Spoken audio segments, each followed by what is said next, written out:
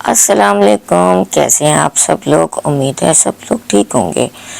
आज ये हम पहला व्लॉग बना रहे हैं आप लोगों के लिए, मैं और मेरी बहू।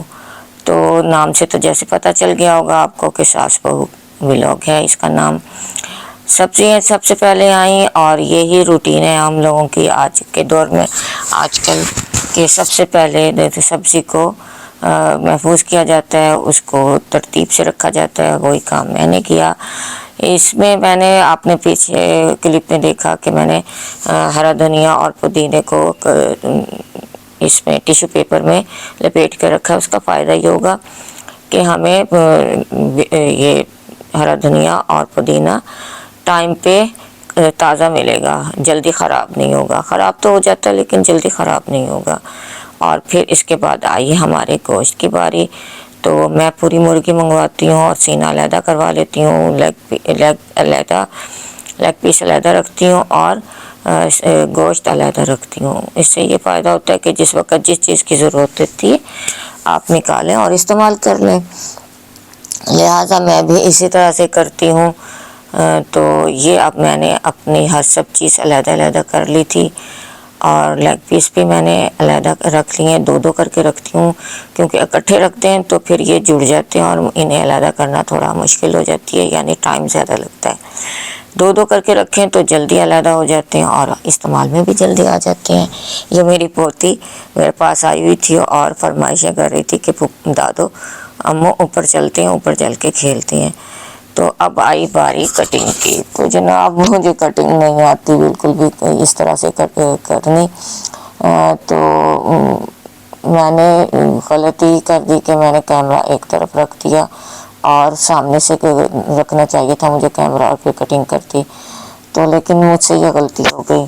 अब चले नेक्स्ट टाइम मैंने इसको वो गलती को सही किया। अब मैंने चढ़ाया सालन, इसमें पानी डाला, एक अदद बड़े साइज़ की प्याज काटी और नमक, मिर्च, हल्दी, धनिया और अदरक लहसुन का पेस्ट डाला और थोड़े छोटे छोटे 3 टमाटर साथ ही डाल दिए और फिर इसको मैंने ढक के रख दिया। तेज़ आंच पे पकाया जब तक कि ये उबल नहीं गया और फिर इसको दरमियानी आंच पे रख के इसे खुश्क किया और साथ ही फिर डाल दिया गोश्त। गोश्त पहले नहीं डाला क्योंकि ये भून ज़्यादा गल जाता है तो फिर इसकी बोटियाँ रेशा रेशा हो जाती हैं तो फिर अच्छी नहीं लगती। इसको बाद में डाल के भुना और खुश्क किया। अब इसमें मैंने 1 कप तेल डाल दिया।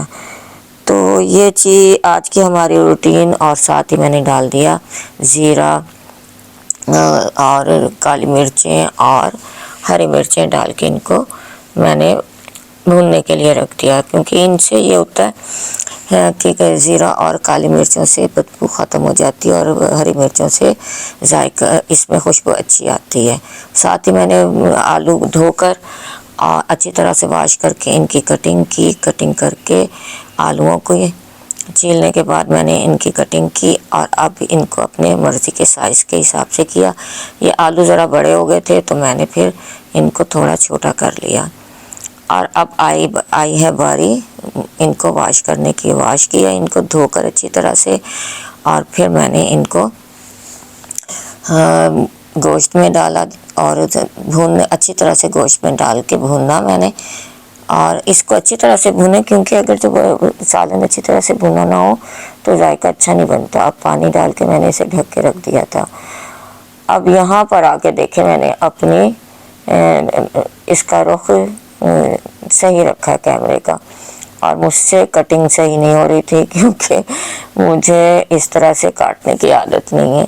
चलें आहिस्ता आहिस्ता आदत हो ही जाएगी इस तरह से कटिंग करने की।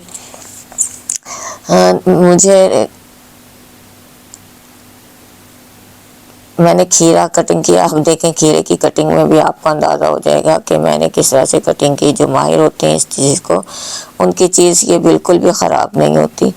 चलें सीख रहे हैं, सीखने के मराहिल में हैं। एक दिन आएगा तो हम भी सीख जाएंगे इस तरह से कटिंग करना। देखें कैसे मोटे मोटे कटिंग किए मैंने इसकी, लेकिन बाद में फिर मैंने इसको इन सब मोटे मोटे जो कटिंग हुई थी उनको हाथ में लेके दोबारा इनकी कटिंग की और बारीक किया।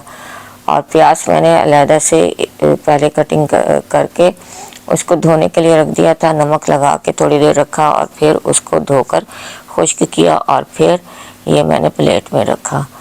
तो जब ये तैयार हो गई मेरी सलाद, देखें कितनी कलरफुल लग रही है, मुझे बहुत पसंद है।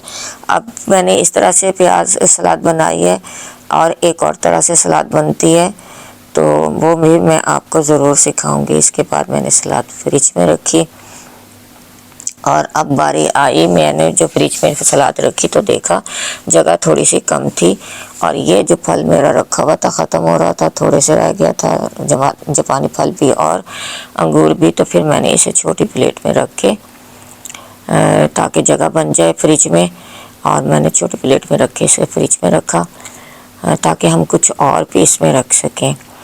यही हमारी आजकल की डेली की रूटीन होती है और जो आपको सिखाएंगे हम आहिस्ता आहिस्ता और इसमें चीज़ें ऐड करेंगे। ये पहला व्लॉग है, उम्मीद है आप लोगों को पसंद आएगा। अब इसमें मैंने पानी डाल दिया था, जितना मुझे चाहिए था शोरबा उतना हो चुका था। तो ये घी निकालने के लिए इसमें पहले थोड़ा सा पानी डाल दें और ढककर अध खुला रख के आप इसको हल्की आंच पे रख दें तो घी निकल आएगा। ये जी ना, आप देखें हमारा कितना मज़ेदार सा गोश्त तैयार हो गया, आलू गोश्त। और इसमें मैंने थोड़ा सा गरम मसाला पिसा हुआ डाल दिया था। सब लोगों को बहुत पसंद आया था, उम्मीद है आप लोगों को भी पसंद आएगा। हमारे तरीके से बनाएं आप भी तो ज़रूर पसंद आएगा। चलें जी, इजाज़त चाहते हैं। हमारे इसको लाइक करें, शेयर करें और कमेंट्स करें और अच्छे अच्छे, और सब्सक्राइब भी कर दें और बेल आइकन के बटन को भी दबा दें। शुक्रिया।